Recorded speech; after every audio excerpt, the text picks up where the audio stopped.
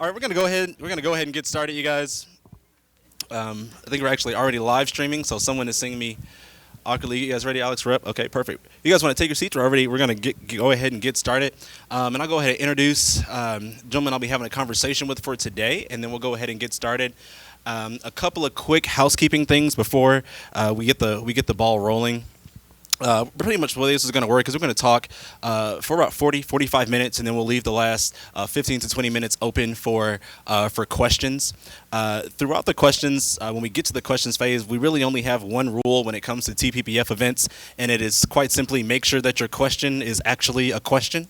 That's really quite simply our only rule, and then we'll kind of roll from there. So if you do have any questions, please just hold those to the end. We'll make sure that we get to you guys. To get the ball rolling, let everybody know who I am and then introduce these awesome gentlemen to my right. My name is Brad Traywick. I am the project coordinator for the Booker T. Washington Initiative at Texas Public Policy Foundation.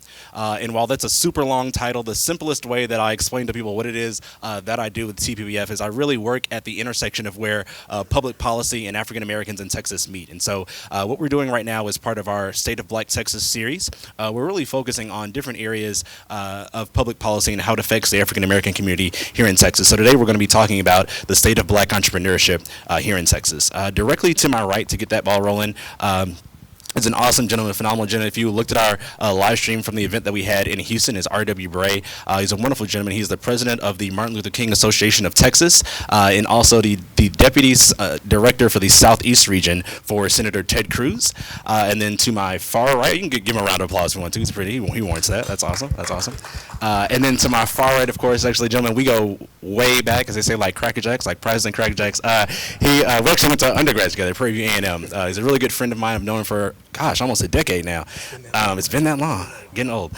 He is Harrison Blair, and he is the president of the Dallas Black Chamber of Commerce. All right. And so to get the ball rolling, I want to really talk about the historical significance of this conversation. So I'm going to pitch this first question to Harrison. Could you give us a little bit of background about the Dallas Black Chamber of Commerce? Just a little bit, 'cause there's a lot of rich history there, and it gives a lot of context to why we're having this conversation. Absolutely. I have been dying to tell this history. The Dallas Black Chamber of Commerce, first let me back up. This is my second month on the job. I stepped off the board and became the president because I saw a need to really revolutionize the way we were doing business, because business has changed and it's time to have a new attitude towards that. But we have been in constructive leadership since 1926 here in Dallas, and the history really goes as such. In the early 1920s, everybody here, I'm sure, is familiar with Black Wall Street and how it decimated black wealth in Tulsa, and what that meant to African Americans across this nation. So at that time, most African Americans, especially from Dallas, were a part of an organization called the National Black Business League, or short for business owners, decided to band together and create what they call the Dallas Negro Chamber of Commerce. What makes it special is that it's the first of its kind in the nation's history. And we specifically moved in this direction because we thought we needed an organization that would locally advocate for the protection of black business. But our mission is actually very simple, and that is the creation, the growth, and the general welfare of African American owned businesses across North Texas. And also for us, we are a civil rights organization that focuses our work primarily through the lens of economic development. So I'm honored to be here, and I'm honored, Brad, that we go way back. And a fun fact about Brad before we get too deep. Brad has like the best commercial in Prairie View A&M University history. I can't talk about Texas politics or Texas business without talking about Prairie View. And Brad had a student see a commercial that he did when we were in undergrad, and it was so good that student came to Prairie View, and now he's graduating from dental school. So congratulations, kudos to you, and shout out to Ruth the Truth at Prairie View. If you're live streaming this, we love you, and we love what you're doing with the university. Thank you. Thank you for that ringing endorsement. A big PV, everybody's out there at Prairie View. And so our next question is going to be for RW. And part of what we do, like I said, is talking about how public policy and African Americans intersect. And so if RW quick second could talk about kind of a big picture in Texas policy standpoint about some of the policies that are already in place to really kind of bolster African American business and the economic sector in predominantly African American communities here in Texas. More along the lines of looking at like TERS and some of those other things that kind of spur economic development. Yeah, thank you for having me.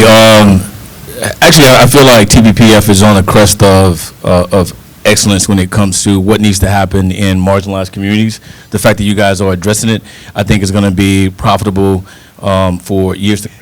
enterprise zones is probably the best thing since sliced cheese when it comes to changing the topography of marginalized areas. And here's how. Because I totally believe that it could be accompanied with other tax incentives. So you guys have heard of enterprise zones, right? All right, well, kind of, sort of. Could you give a quick explanation? Yeah, it's like the elephant in the room and nobody actually sees it. So enterprise zones is an opportunity for not only entrepreneurs but investors, right? And about a couple of years ago, a little less than a year and a half ago, POTUS came out and he was like, hey, I want to introduce this. And he came out with this executive order, and we all refer to it as opportunity zones. Respective to federalism, he then gave all these governors the opportunity to decide where these enterprise zones would actually lay. Texas actually has theirs, right? So you can go to the map right now and you can see all these enterprise zones, and basically what it is an opportunity for you to invest and revitalize certain areas. It's in underserved areas, blighted areas. An example of that is, say for instance, you have an investor who invests in a gamut of different things and receives capital gains. Well, he's going to get taxed on those gains in between 15 to 20% off the back. But he wants to save that opportunity. He wants to save that money. He can do that by investing in an opportunity zone. Here's the awesome point to this, is that particular investment has the opportunity to not only rebrand what a particular side of that city looks like, but also rebrand the ideologies and psychological effects on that community. So let's say that investor says, yeah, I'm going to invest in a $30,000 property. He then saves that capital gain that he had because that capital gain is deferred. Here's the beauty of enterprise zones. Let's say he sits on that investment for 5 years. He not only would get the deferral, but it would get 10% off of that. Let's say he sat on it for 7 years. Not only would he get the deferral, but he'll get 15% off of that. Now let's just say that investor kept that money for a decade. He would be taxed at all. Not at all. Basically almost zero. The beauty behind that is that it affords investors to start investing into communities that are then beautified, right? Because not only are they creating companies, but they're also investing in entrepreneurs. And the cool thing about the entrepreneurs, especially if they're African American, is that they have an opportunity to not only, one, find a tax incentive, but number two, a reason to create a company in that area. So let's say, for instance, that same individual or another individual has a plan on investing in properties in that area as well. And maybe it's a black firm who wants to start investing in areas and really wants to get their money or save their money. One opportunity that is that he creates that firm in the actual enterprise zone. He then gets a tax incentive. Here's the plus about Texas. Texas not only has TERS, Bradford, but it also has TIFs. So when you combine enterprise zones, and let's say we had a red map, some type of heat map, find the enterprise zones if you're an investor, find out where the TERSs are in that city, and then find out where the TIFs are in that same city, and you basically be able, if you're an entrepreneur, start with almost absolutely nothing, and if you're an investor, you receive incentives you never, and feedback that you would have never gotten in return if you had not. So I think it's a great opportunity if we're talking about where we're going to go in the future to start talking more about enterprise zones. And Brad, if I could just weigh in on that for a second. Dr. Bray, you said something very important, and that is that we could look at a heat map and we can see where the traffic is and where the project need is, and we can get people to those opportunity zones to invest. But the one thing I'm leery of in this entire process around opportunity zones is making sure the dollars get to the projects that we need to be happening in our communities. We need to get these dollars to projects that are actually ready to happen, and we also need to find a mechanism by which we get our city government involved, we get local philanthropists involved in a way to make sure that these projects get done in the right parts of the neighborhood.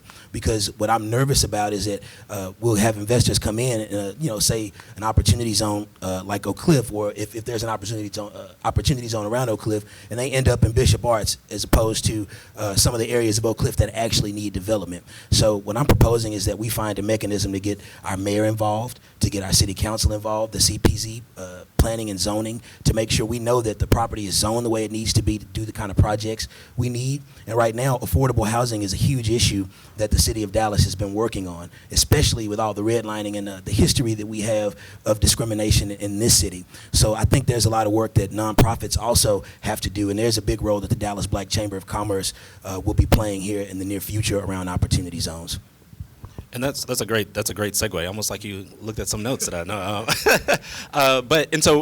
As everyone sat down, you should have gotten an awesome blue and white sheet of paper that had we call this a quick infographic, and really what's on there is really just kind of some quick points of really just information. This is just it's not to sway you to any particular policy point or anything like that, which is what we're looking at when we talk about the state of Black entrepreneurship. And one of the things that we're looking at here in Texas is that there is a boom of growth of the number of African American owned firms here in Texas. In about a decade, the number of Black owned firms more than doubled. We went from about 88,000 to about 217,000 Black owned businesses in about 10 years, which is great. And I think that the chambers like the Dallas Black Chamber, the Houston Black Chamber have contributed to work like that. And we talk about some of the opportunity zones that are out there, but it's also important that we talk about business growth, because one of the things that is one of the biggest indicators of how well a business is doing financially is how many employees that it has.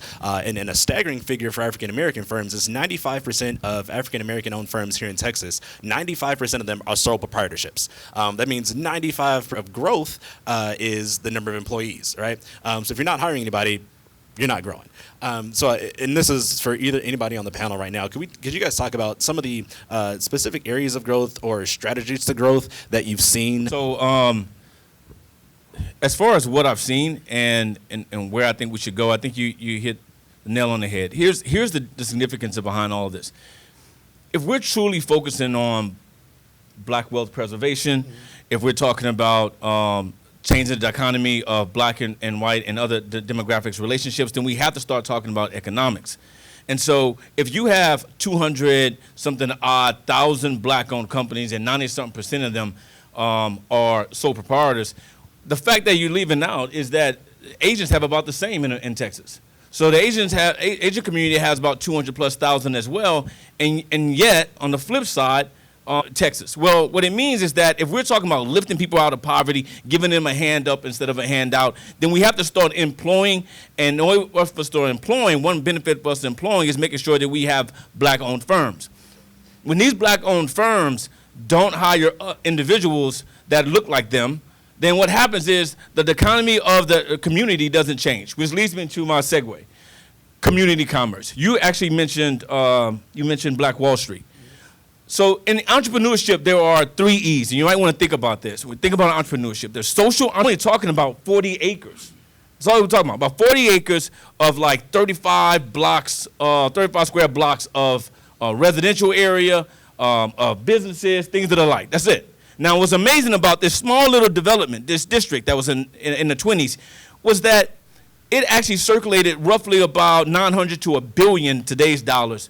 Building, why he's talking about Black preservation is because if we can take a history lesson, then we can start talking about community commerce, which would include Black individuals making or creating Black companies that hire in African Americans in order to lift them up out of poverty, and no one looking for a government dole to help them, but the community itself helping the community. And then secondly, we talk about a social entrepreneurship. That means that we'll start creating parks, we'll start creating ecosystems, business systems, things that are like, right? And then lastly, what failed in Tulsa is that 90% only look like us, but they share the ideologies that's going to help us preserve and maintain economic empowerment. So when we go to the voting polls, my biggest advice to most people is leverage your voting power. And so if you leverage your voting power, what that means is that whether they're D or R, you need to decide which one's going to put more money in your pocket to change. To a comment in particular about Black Wall Street, and I want to just put some things in scope and in scale. I know it didn't seem like a lot, 32 blocks, but in hours, thousands of homes, thousands of businesses, in today's money, almost $1 billion in wealth wiped away. And an interesting fact about Black business in the United States in particular, especially through Jim Crow, is that 90% of the lynchings that happened were all motivated by business, because 90% of the people lynched were entrepreneurs in this state. So I want to be very careful in honoring the legacy of what our ancestors built and what they were able to provide for their community. And to the point of political action, there was no way. They had no representation. That's right. So at this point now, as we look, to what opportunities are hot, especially in Dallas, let me talk intelligently about what I know. We are in the middle of a tech boom. We have 10 major Fortune 1000 companies that are creating a $64 billion industry. And it's ridiculous that we're not seeing a piece of it. We just hosted the Executive Business Summit, and we had a black venture capitalist by the name of Arlen Hamilton on our stage, and we were trying to do everything in our power to showcase that we needed an accelerator of her caliber that gives anywhere from $25,000 to $100,000 in capital, not just a seat at a desk for space, but actual access to capital and access to international markets. That is the kind of infrastructure that the Dallas Black Chamber of Commerce is looking to build in the future. We want to have a complex network that houses angel investors, but also brings your typical seed investors who would come in at an institutional level and really fund black businesses. And we're not just saying we're only investing in black tech or we're only looking at black tech. We are looking at the infrastructure in this country, or in this city rather, right now, all around technology. And name me a business right now that doesn't use any technology. There's not a business that doesn't use a computer or doesn't use a phone or maybe even some kind of stylist to use all the technology that they may have, or a nonprofit. So if you are a business owner and you have any extra capital that you could invest, anywhere from $250 to $10,000, you could really invest in a way where you don't need a particular investor or a stockbroker or somebody like that. What you can look at is these underrepresented companies and founders that we have right here in Dallas, Texas. We tripped and fell over all these different companies that were trying to get into our tech fair at the Executive Business Summit. They wanted to showcase themselves to the angel investors that came, and they wanted to showcase themselves to the big investor we had on stage. So I think, if you're in the audience or if you're watching on a live stream, venture capital, technology, find some way to automate your product. And if you need some help, coming up with those ideas, that's what we do all day at the Dallas Black Chamber. We are a resource. Awesome. And I want to Harrison, I want you to kind of continue that thought. RW brought up a very interesting piece talking about political entrepreneurship. And as a chamber, one of your tenets is really to talk about kind of the political advocacy piece that you have. Can you talk about what that apparatus looks like specifically for you guys here in Dallas on the political side of the house? I know you kind of talked about that's kind of the social piece. Can you talk about what that political piece looks like? How do you guys start those conversations about really what policy works for your members and how you guys are looking to change really to create opportunities for your members here in Dallas? Well, for us, we like to keep the sausage close to the factory. We want everybody to be around the table as we're talking about what decisions we're going to make. And one of the more interesting pieces or letters that came across my desk was paid sick leave. And, I know a lot of people may disagree with it, but now the genie's out of the bottle. You can't put it back. So our position at the Dallas Black Chamber of Commerce started with our board members. I didn't sign the letter simply because the letter was presented and other presidents and CEOs signed it. I called our board into a meeting. We had a robust debate. We had a representative from the city of Dallas come in and explain the policy piece by piece and really talk about how it was going to impact businesses. But a tenet for us as African Americans in business is not just to do well in business and make profit, but also to be good to our community. So I added the addendum in my own administration for the Dallas Black Chamber of Commerce that we not only look out for black business owners, but we look out for their employees, who are also some of the executives that sit at these Fortune 1000 and Fortune 500 companies on our board. We want to represent them as well. Everybody matters in this process. And I listened to this podcast called The Daily. And it talks all about, the Economic Round Council and all these different groups that really make our policy. And the Economic Council has really rolled out, which is a group of CEOs that sit around a big round table, thousands of them. And they said now they want to start to honor all the constituencies that go into business. They want to honor not only the shareholders and the investors, but they want to honor their workers. They want to honor the CEO, and they want to make better decisions about how they, really honor their people and their human resources. So that's really how the policy apparatus starts for us here in Dallas. But we're also connected to TAC, which is the Texas African American Association of Chambers of Commerce. That's even longer than the DBCC. That's like TAAACC. But write that down if you're interested anyway. And TAC has also been at the state level advocating for black-owned businesses. And really, they had the governor in 2016, Greg Abbott, come by and talk about how he's committed to us. But one thing we're really pushing for is to make sure that as we represent 15% of the tax base in Texas, we want to get more than 1.2% of the contracts that are coming from the state. That's one way to help these firms that are experiencing this lack of funding or this lack of opportunity. And I think if we find some way, not through the session, because I don't think the numbers stack up for us, for black legislators to go in and as a band of misfits and get it done all alone. You'd have to build a coalition. And I don't know if we have those numbers, but administratively, there are a lot of things that we can do and change for the hub providers, where they can administratively, instead of reporting to the procurement office, report directly to the director. Or maybe the state could remedy this by having, TAC serve as an organization that could really help get all these state agencies working with black businesses. Maybe they could hire the Dallas Black Chamber of Commerce. I don't know.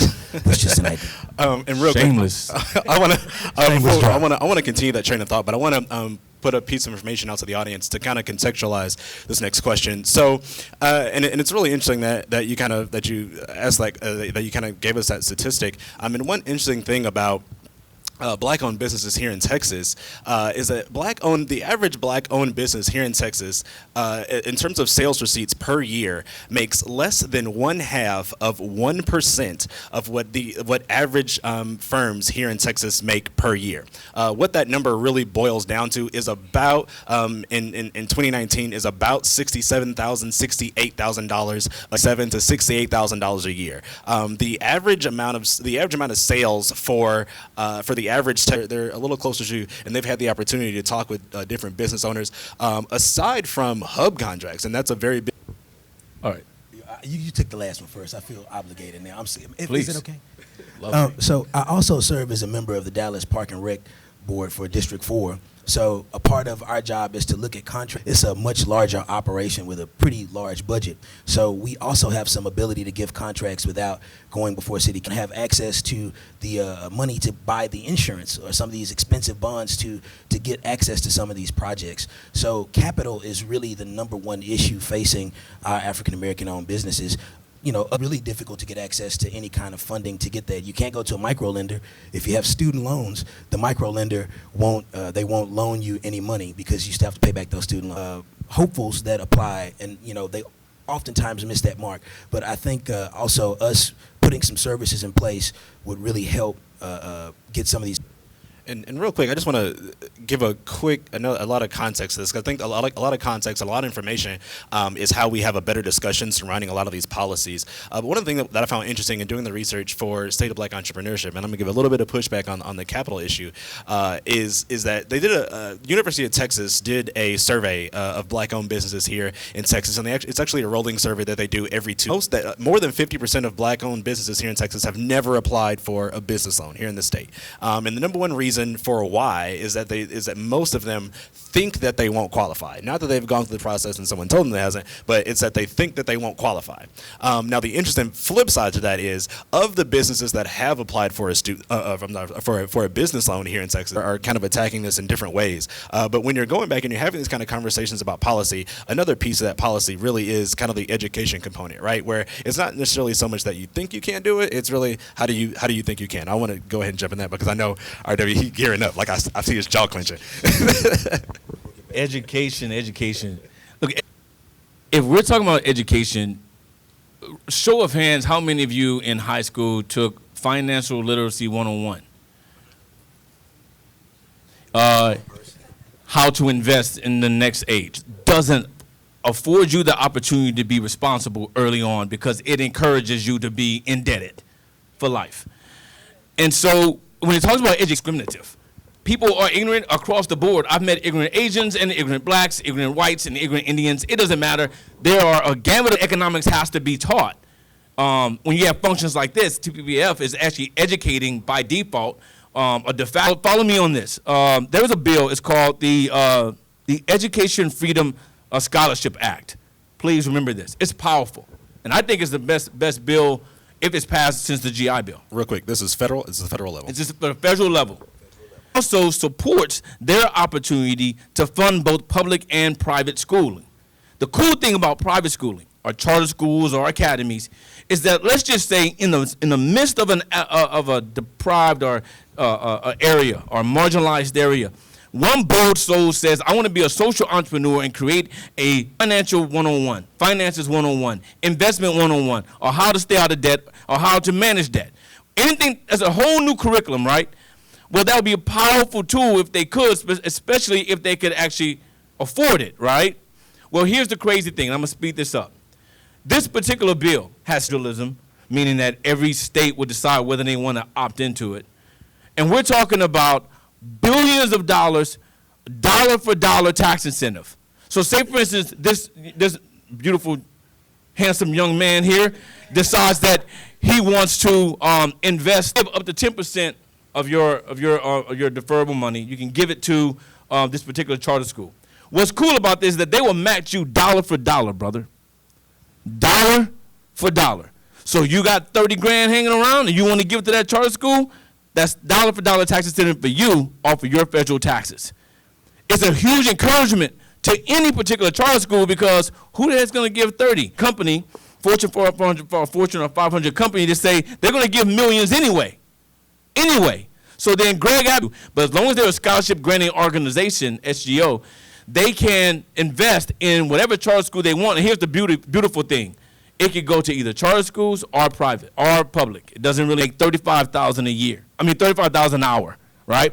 You could be a lineman in Texas and make come out of a non-month certificate making $70,000 a year and put yourself through school with no debt. And so what we encourage $1. So let's say this person is a millionaire. And you need tax incentives, right? You're a millionaire, right? So you're like, I got to create some type of tax incentives, tax shelter. You decide I want to give to a workforce organization, right? Because you know, like you need more linemen, or you need more welders, or you need more people in the oil industry. So you give to that, employ African Americans, because it also empowers African Americans so they can become entrepreneurs. Because who's going to create a workforce org in the middle of the hood? Offer an incentive to Fortune 500 companies and can be saved solely for the mechanism of clerical and management of the actual organization that you create. So that's social entrepreneurship. Their startup fund comes from millionaires and companies who are willing to invest. Now, I think that that's an opportunity for us to re-educate, and that's why I'm so adamant about education. Now, education is Dr. Bray's area. You know, I dare not wade too deep without having a school board member or one of our education policy. So simple, then we'd have a lot more black businesses going out for it and not just probably the handful going and getting out of that handful, 80% get selected. And if black people don't trust banks and they don't trust that they can get access to capital, I think we have to look back historically and after Abraham Lincoln was assassinated, 40 acres and a mule died with him, so don't worry, unless Ta-Nehisi Coates is successful on Capitol Hill, who knows. But all things considered, should have been given after slavery and after the debt that was paid. However, the Freedmen's Bank was looted, and not like white-collar crime. It was just literally taken out of, and investments not given away, not even loaned away, just in some cases given away. And then they put Frederick Douglass over it, only to see it go out of commission. And that was, in today's money, an estimated $1.3 billion of wealth that was lost. Crisis of 2007, 2008. So access to capital has always been sketchy for our community. And I see that from at least 8 to 10 business owners that we meet a week who are really looking for solid access to capital the simple way. You walk into a bank, tell them about this great idea, put up something for a mortgage, something, and then, get some capital to start a business, for a bank loan. Who knows? But I know that access to capital is not simple because I'm talking to these business owners every day. And I know that, I don't know what numbers y'all are looking at. I'd love to see them.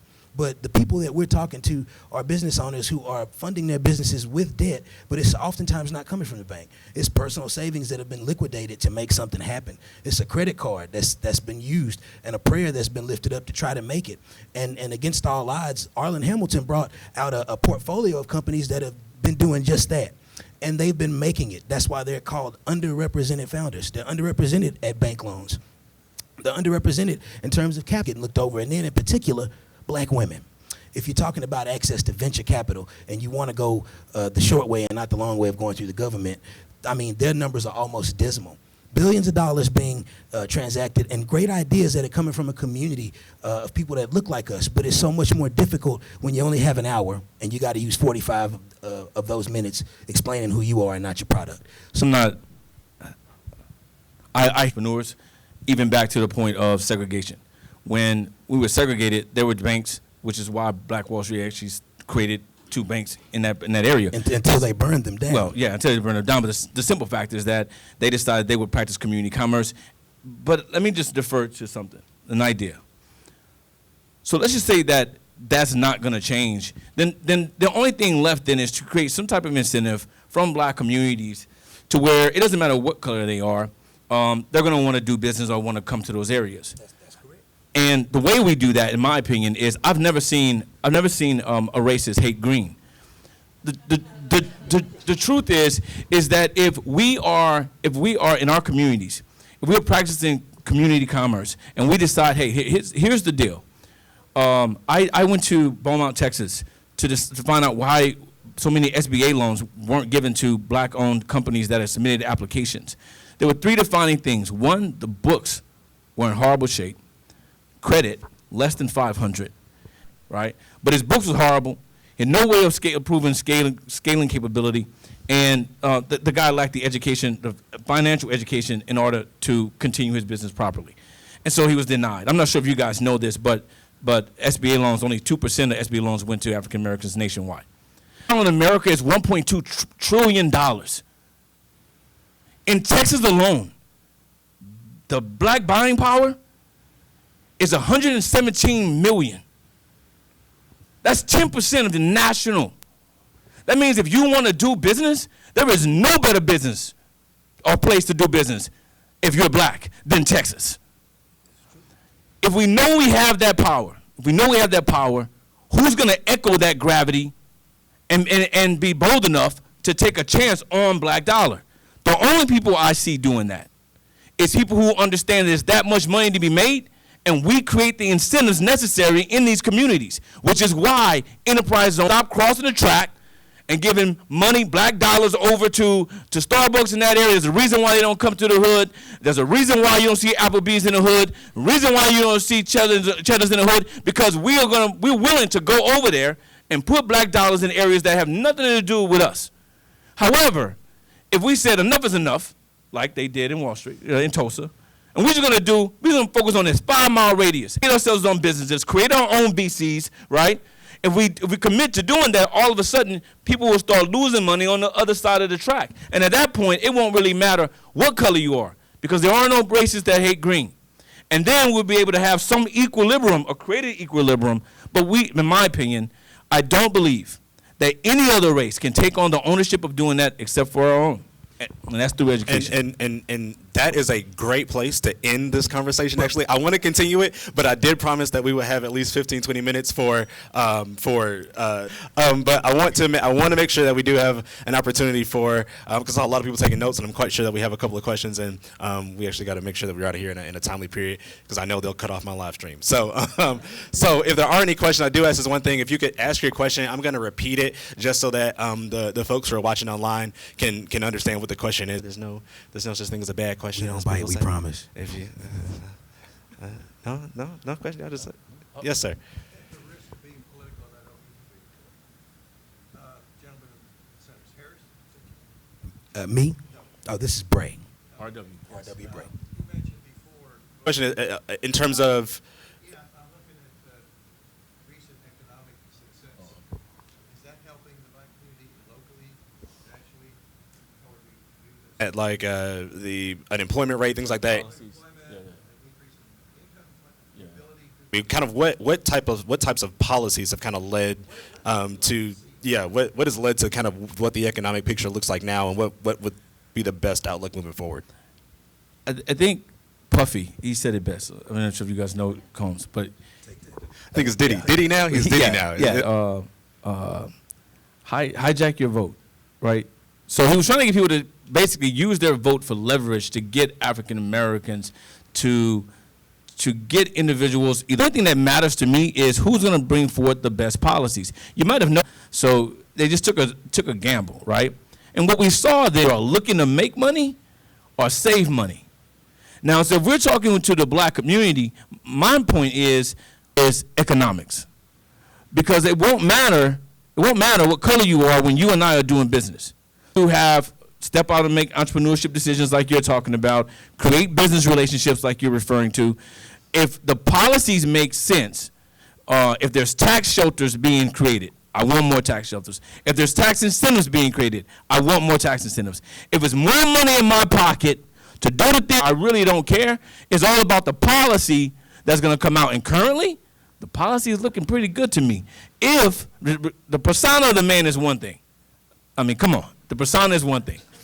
Outside of the persona, the policies make them. Now I'm liking what I'm seeing. I think we're all looking to make money. Yes, ma'am. You mentioned that you were very big on education. So how, at a state level, are you all taking action to educate these black-owned businesses about these policies? Okay, the question is, at a state level, how, and this, I guess this goes to either one of the panelists, how Really long acronym for the really long name for the really important organization in Austin. Really does a great job. Charles O'Neill, who is the president of that organization, does a great job of really getting the word out. And in fact, they're having a meetup in Pflugerville. And also, we do quite a bit of work of, going down to the State House and arguing and advocating on behalf of these policies to make sure that they get taken care of. And we spread that information to our members. And we do that through like this with the Texas Public Policy Foundation. I think this is an exciting time because the Dallas Black Chamber of Commerce is the oldest commerce in America, black commerce in America. If not for its leadership, a lot of black companies throughout the nation wouldn't even exist because they kind of set this example. Now what we see, though, is, and you probably don't know this, but about 3 years ago, the Republican Party of Texas actually contacted Black Chamber of Commerce, the Dallas Black Chamber of Commerce, specifically because of its gravity.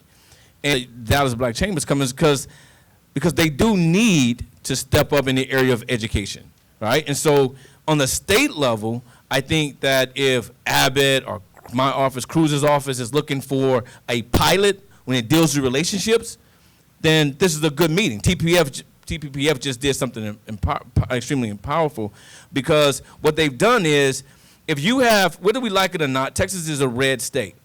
And let me just, the dynamics of this. I want as much as possible. And so if you go to D.C. now and you're on the left side of the table, you'll see a whole gamut of like different colors. It looks like the UN. If you're on the right side of the table, right, it looks like just another African Americans on the right side too. And then what you'll find is that the dialogue starts changing. And if you had an organization like Dallas Black Chamber of Commerce who says, you know what, we're going to be political entrepreneurs and we're going to vote in black auras. Now you got these black representatives sitting at the table in D.C., and there's no longer a monolithic vote. And so what happens is the Dems start working harder to maintain their votes, and all of a sudden, why you don't see a lot of blacks on the right side is because of the simple fact we put all our doggone eggs in one basket. And there's been a lot of aura saying, hey, we're over here, and we're talking about money, we're talking about economics, and we're talking about social issues that we want to change, but because of the division that we have, it's not a lot we can do in D.C. And let me tell you guys, TPPF is on the verge of kind of changing that. Don't stray away from black companies, how we can fuel black social entrepreneurship, and how we can start talking about black politics. And I think it comes through sessions like this with organizations like yours. I promise I didn't pay him to talk about all these programs that we should be doing in the community that the Dallas Black Chamber of Commerce is taking up the mission on. But also for us, making sure that we're agnostic to political party. We want policy that helps make sure that we advocate, that it's advocating for the creation, the growth, and the general welfare of African American owned business. Every event that we do, every seminar we put on, everything that we are part of has to do with our mission and making sure that we follow it through, and a vision also for how we do that. So we're not agnostic to any group, but those policies have to be friendly to us. I know that the proverb, the African proverb Sankofa is cliche, but to fly forward looking backward means that you have an understanding of where you've been so you know where you're going. And for us, we just want to acknowledge where we've been, not to say that, we are victims, because honestly, based on who we are in this country and where we've been, we're survivors. If not for the legacy of slavery, I wouldn't be sitting here, and neither would you or anybody in this business to succeed like everybody else. Because when black business is doing well, all business is doing well. Very well said. Very well said. Yes, ma'am.